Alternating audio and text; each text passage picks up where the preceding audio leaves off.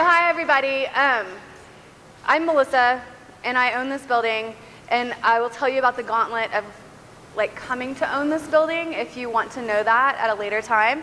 I really wanted to take my 6 minutes today and talk about this building and its history and its place in our community.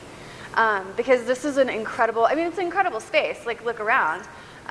It was built in 1897 or 1898, and we're not quite sure about that, and I'll tell you why in just a minute. But this building was, it is named the Carter Payne. It was the first African-American church in Colorado Springs. So, yeah. So there's a lot of African-American history in Colorado Springs that is not really, I don't want to say it's covered up because that's not the right thing, but the African-American population was a small portion of the population here at the turn of the century, and so there was less documentation of that population and of what was going on in Colorado Springs at that point in time. But so the brothers Carter came here in caravan, which seems significant in this political climate, in the late 1800s, and they were African American, and they got here and they realized there's nowhere to worship for anyone of color, and so they went to General Palmer, and he was doing land grants at the time, and he gave a lot of land for schools and churches and different things to help develop what was at that point in time, like you have to imagine that was the Wild West. Like that was, the turn of the century was not, this was not like a developed area. The people that were coming out here were the adventurers, the explorers, like they were the entrepreneurs. And so they came out here, they asked General Palmer, there's Mr. Proby looking good in his Wild West gear. They came here and they asked for this land, and the general gave it to them. And so they took horses and carts to the mountains and they quarried out this stone that is the exterior of this building. So all of this stone came from the mine right here and came down, and they built this. And again, like at the turn of the century, you have to imagine that there was no electricity. There was no power tool. There was no there was not a scissor lift from which to build this amazing, these ceilings are 30 feet high. I know that because I rode a cherry picker to the very tip top of that and did some painting, which is terrifying. And I never want to do it again.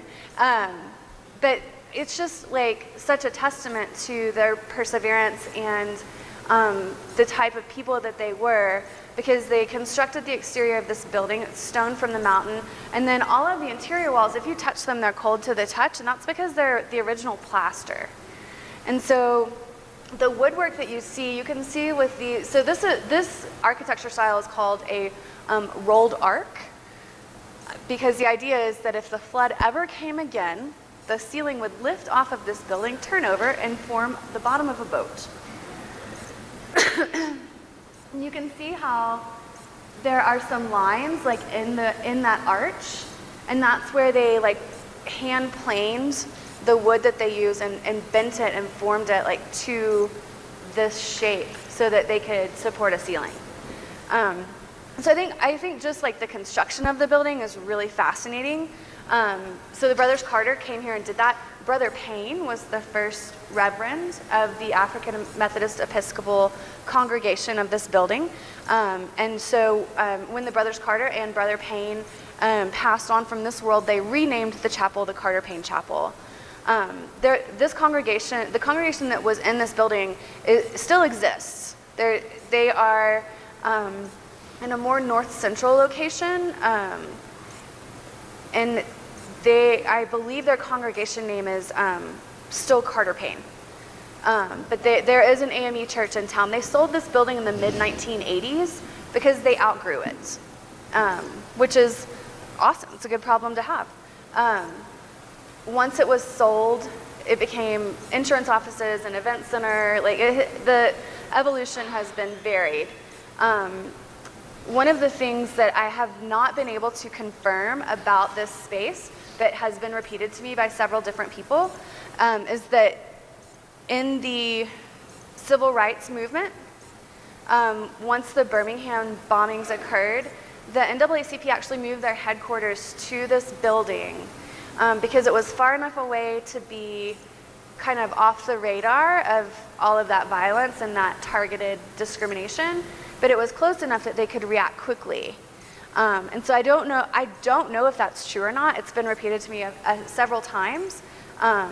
Someone also told me that this building was firebombed. There is a pretty rich history that talks about when the Ku Klux Klan tried to come into Colorado Springs. They were, I won't say they were turned away at the door, but they were close to turned away at the door, which is great. That says a lot about our city and our history. But on their way out, they chipped off the cornerstone, and so we don't know if it's 1897 or 1898 that the building was erected. But we're really proud of this space. Ultimately, if you were a person of color at the turn of the century, you came here and it didn't really matter what you believed or what your religion was. This was your community. And so our hope with this space is less about turning it into a bar or a restaurant or anything else, and more about providing a place for us to gather as a community. So that's why we're here.